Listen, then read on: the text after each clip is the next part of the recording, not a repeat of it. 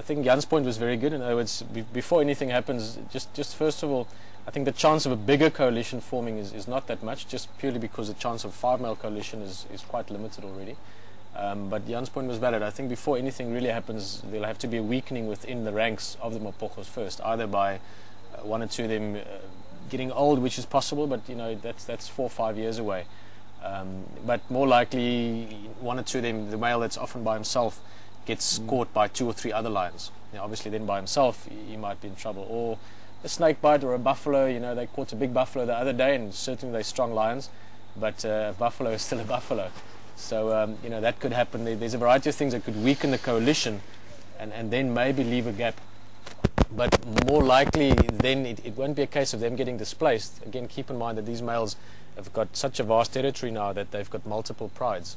So if the coalition got weakened, it's more likely that they'll get pushed off maybe from one area. Maybe lose one of the males in the process or something. But I think for them to just get displaced out of the area that they're dominating now, which is very large, would have to be unique circumstances beyond what we can almost imagine. Just the interest sake, I've mentioned before, but a good friend of mine, Dr. John Grinnell, who researched lions for a long time, the largest coalition he ever studied in East Africa was 7 males. They took over 3 territories combined as a coalition, and then after they're done, so they split into groups into 3 coalitions basically of 3, 2, and 2, and then spend the rest of the years in those groups with the pride. So there's quite a few varieties when you start dealing with these large numbers. Also out of interest sake is that lions can distinguish when they listen to roaring up to 5 males. So if the Mapogos are all roaring and there's another male lying somewhere in the bush some distance away, he would know there's 5 lions roaring. Anything more than that, they don't really have the ability to count, if that makes any sense. Most likely because it's almost never the case, unless obviously you have the females roaring and so on. So there's a lot of potential stories to hypothesize about and talk about, and I'm sure we will still work through lots of them over the next while. But I think to answer the premise of that question is that most likely the Mapogos will be around for quite a few years. I would say 4 or 5 years at least.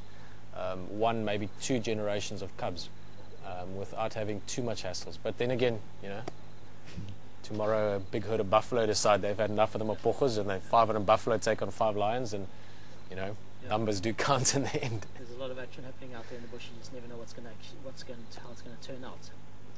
Yeah. Well, that'll bring us to our next question, and our final question for the evening, from Phil and Jill in the UK. They've pointed out that very often we get out the vehicles while we're out on our game jobs, and walk around through the bush, perhaps following tracks, to go fetch something to explain to everyone. And what are the risks of snake bite? Do we wear some protective gear? Do we just take the risk? How do we actually deal with that? What are the risks when it comes to snakes out there? You have a little chuckle over there. It sounds like you have something to say, Jan. No, I was just thinking. Sorry. It's if out in the bush, obviously the chances of getting snake bitten is much larger. But I mean, we had a close experience here in the FCC with the puff adder, and Alex came to save me with a very big puff adder. I mean, it happened right here, and I mean, it's still the bush. It's a couple of meters closest or to the closest fence. So, but yeah, it is. I think the possibility is probably bigger than in here getting bitten by a snake in here in the FCC than in the bush, though. Probably true, huh? Yeah. Well, my father used to always say, Phil and Jill, and I'm sure lots of other people that might be concerned about snakes as well. He always said that the 2 most dangerous things in Africa are snakes and dehydration, and bear helps for both of them. So I'm never too worried about snake bite, as long as we've got a few beers back here. But you know, that's all in good jest. I think the chances of getting bitten by a snake just randomly walking around is certainly possible, but very, very small. I know, Marco, I'm sure you do as well. I know probably 10 different people that I've worked with over time that have been bitten by snakes. Every single one of them, either in handling or catching or moving or playing or some variety of that. You know, personally, again, I'm sure all of us at some stage or another have stood very close to snakes, almost stepped on them, almost trod on them, and they try and get away, or they warn you, or they do something. The chance of actually getting bitten is possible, but I would say very small. It's probably more likely to hurt yourself in some other way.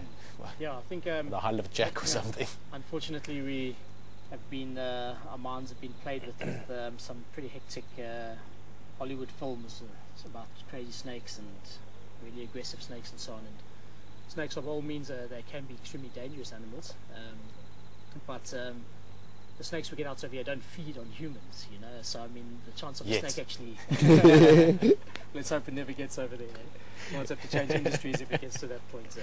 But the snakes don't feed on us, so they won't actively go out and look for a person. Snakes don't. They have fantastic hearing organs, not exposed, but hearing organs that will pick up our vibrations. Now, imagine a small reptile, a meter, 2 meters, even 3 meters, picks up the vibrations of a 50, 60, 70, 80, 100 kilogram animal as a human approaching them. This is a potential threat for this animal. They could actually be more injured by us than we could be by them. So it's more than likely that they would move out of the way to kind of a defensive position to really get away out of our path. There are some snakes, however, which is the one that you were talking about, that can be quite lethargic and like to just curl up in a little ball and not move and hope you don't see them, the puff adder. Yeah, I mean there's always the risk in an unlucky situation that it could happen, but with the right precautions and understanding the animals, chances are again unlikely. You just got to be careful. I think it's a risk small enough that you don't have to consciously be aware of it. That's going to happen, then it's going to happen. I also think another point, again, just I'm sure lots of people wonder that often when we get out of the vehicle. I'm sure that that people imagine themselves in that space.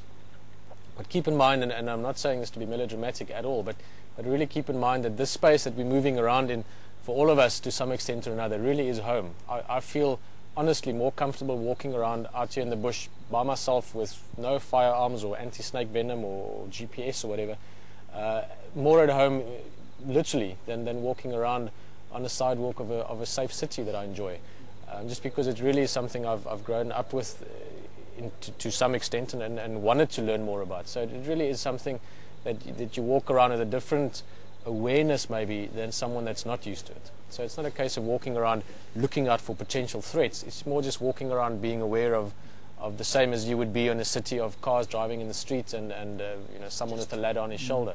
You just walk around aware. Just different situations, different possibilities, different encounters, and yeah, it's a very good point. I mean, I feel exactly the same every day. I mean, I feel more at home here than I do in a city, and once you understand how things operate out here in the bush, you're able to identify what potential threats are, and these are the things you become aware of. And just from all the discussions that we've had tonight, really, about elephants coming out to snakes and the insects you have to watch out for, and but they just become part of your understanding, and you don't actively go around with this mass paranoia looking for these things. It's just things that you know and become comfortable with, and life just continues, and you enjoy it very much. Maybe that's even partly why people like sitting around a fire. For many generations, hundreds of generations, we were terrified at night. As humans, we used to maybe sit in a little cave when we matured a little bit. Before that, we probably hung around in trees like the baboons do. We didn't have masks back then. So you had these various things to make you comfortable with your surroundings. In the day you were fine, you could see and you could make plans and you could work as a group.